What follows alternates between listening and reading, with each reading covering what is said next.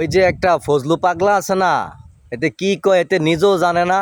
এতে এত বছর কইয়াছিল যখন শহীদ প্রেসিডেন্ট জিয়াউর রহমানের খেতাব বাদ দিয়া দিছিল স্বৈরাচারী সরকার, এরা কইয়াছিল, এরা তো তখন মাতে নাই, কথা বলে নাই। এরা যে শহীদ প্রেসিডেন্ট জিয়াউর রহমানের খেতাব বাদ দিয়ে দিছিল, আমাদের মতো সাধারণ পাবলিকরাই মন থেকে আসলে অনেক কান্না করছে, অনেক আফসোস করছে। শহীদ প্রেসিডেন্ট জিয়াউর রহমান সত্যি দেশপ্রেমিক ছিল।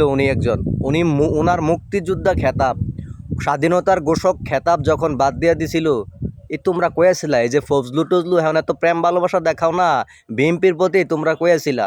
তোমরা এখন এই যে খালেদা জিয়ার প্রতি, শহীদ প্রেসিডেন্ট জিয়াউর রহমানের প্রতি এত এত ভালোবাসা দেখাও, এত মায়া দেখাও, তোমরা তখন কয়েছিলা। হ্যাঁ, বেগম খালেদা জিয়াকে এতটা বছর গৃহবন্দী করে রাখছে, তোমরা কয়েছিলা। তোমরা তো ওদের সাথে তাল মিলিয়ে চলছিলা, ওদের সাথে কানেকশন রেখে চলছিলা। এখন তোমরা করে দলের প্রতি এত প্রেম ভালোবাসা দেখাও, এসব আলতু ফালতু বাদ দাও। জনগণ কিন্তু বুঝে, তোমরা চিনে জনগণ।